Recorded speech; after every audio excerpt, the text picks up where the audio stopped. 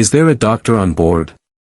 The frantic cry of a flight attendant pierced through the quiet hum of the airplane cabin.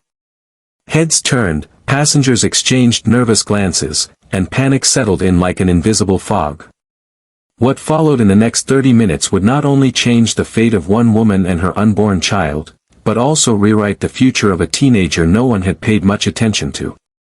17-year-old Darius Hill sat alone in seat 26A, earbuds in, hoodie up, trying to mind his business like always. A tall, lanky kid with deep brown skin and soft, curious eyes, Darius was flying from Atlanta to New York to visit his grandmother. It was the first time he'd been on a plane alone, and he was both excited and nervous. His mom had saved for months to buy the ticket, an early birthday gift for him to reconnect with the only living relative from his father's side. As the flight reached cruising altitude, most passengers relaxed. Some watched movies, others slept, and the crew began serving drinks. But then, panic. A commotion erupted near the front of the plane. The voice of the flight attendant asking for medical help came again, more desperate. Darius removed his earbuds, sensing something serious. He craned his neck to look ahead. That's when he saw a woman, clearly pregnant, doubled over in her seat. Her face was pale, hands clutching her belly, and her husband, an older white man in an expensive-looking suit, was kneeling beside her, begging her to stay calm. The man looked powerful, like someone who was used to being in control. But in that moment, he was unraveling. "No one here's a doctor," the attendant pleaded again. A few murmurs filled the cabin. Some passengers said they had CPR training, one woman was a nurse but had never handled pregnancy emergencies. Darius stood up. Something inside him wouldn't let him sit still. He walked toward the front. I'm not a doctor," he said quietly, "but I helped my aunt deliver a baby in our house last year. It wasn't in a hospital. She couldn't make it in time." The flight attendant looked him over, skeptical. The woman's husband stared at Darius like he was crazy. "You're just a kid," he muttered. "I know," Darius said. "But she's going into labor, right? We can't just do nothing." No one else volunteered. The crew radioed the pilot, who confirmed they were still over an hour away from their emergency landing point. The onboard medical kit was limited. The pregnant woman, her name was Emily, let out a sharp cry. "The baby, it's coming." Darius knelt beside her and looked into her eyes. "Ma'am, my name's Darius. I helped my aunt bring my baby cousin into this world. I'll do everything I can. Just breathe with me, okay?" Tears streamed down her face as she nodded. Her husband, still stunned, moved aside. "If anything happens to her," he whispered. Darius didn't answer. He focused on calming Emily, helping her breathe in rhythm, checking her pulse, and propping her up with pillows. Minutes passed like hours. The situation intensified.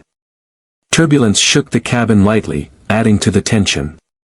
Emily screamed again, and Darius knew they didn't have time to wait for the plane to land. "Push, Emily," he said, voice steady despite his racing heart. "You've got this. You're doing amazing."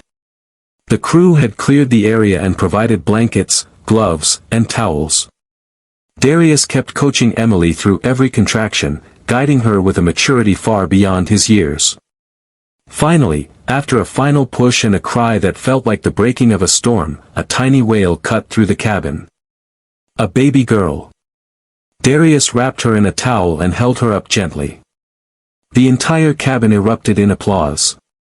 Emily collapsed back into her seat, exhausted but relieved, as tears rolled down her cheeks. Her husband, still speechless, clutched his wife's hand and stared at the newborn in disbelief. When the plane landed, EMTs rushed aboard and took over. Emily and the baby were stable, and the crew hailed Darius as a hero.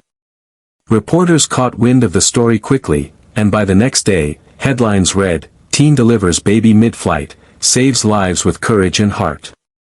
But it wasn't the media attention that changed Darius's life, it was the man in the suit. His name was Charles Whitaker, a billionaire tech entrepreneur, CEO of a Fortune 500 company, and philanthropist. At first, he didn't know what to make of the boy who had just delivered his daughter. But as days passed and Emily recovered in the hospital, Charles couldn't get Darius out of his mind. He had watched the teen risk everything for a stranger, acting with compassion and focus most adults couldn't manage. Charles visited Darius at his grandmother's home in Queens. He expected a modest place, but what he saw humbled him: peeling paint, broken fence, and a tired old woman in a wheelchair who greeted him at the door. Darius was surprised to see him. "Mr. Whitaker. Is your wife and baby okay?" Charles nodded. "Because of you, yes. My daughter, her name is Grace, she wouldn't be here if not for you." Darius smiled. "I'm just glad I could help." Charles took a deep breath. "Son, I owe you more than just thanks. I want to know your story. All of it." So Darius shared everything.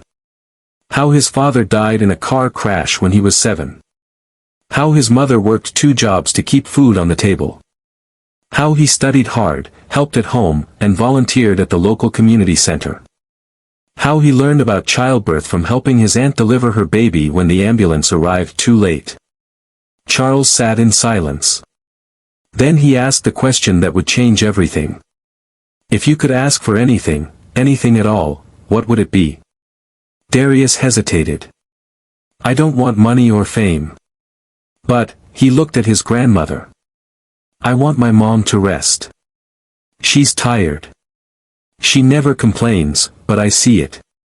And I want to become a doctor. I want to be able to do what I did on that plane, but for real. For life." Charles's eyes welled with tears. He reached into his coat pocket and pulled out an envelope.